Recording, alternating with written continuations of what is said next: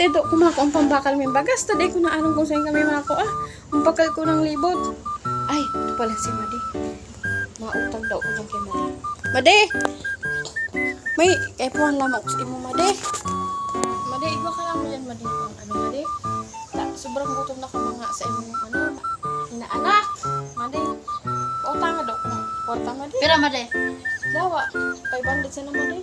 Igwa ka lang mo. Tingko, Made. Sige. Ngaran mo, Made, ibalik. Sa aga, Madi, pag abot ni ipadi mo. Iya. Iya, masuli na ang kwarta. After 2 days.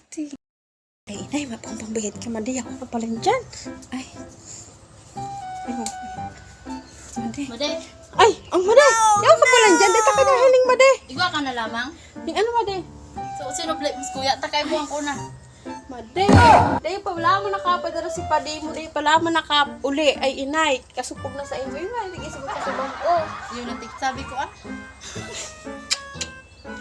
Ado, Madi, pasensya ka na, Madi. May, kung kwarta. Anong gusto mong libuhin ko para maano ko ang utang ko sa imo. Malabanas na ka, Madi. Ayun, maglaba ka na sabi. Hindi, Madi. Is lang. Bayadan mo sa utang mo. Hindi, Madi. Dahil man nagkulog ang buhok mo, Madi. Dahil man, Made. So, lubot ka na, Made.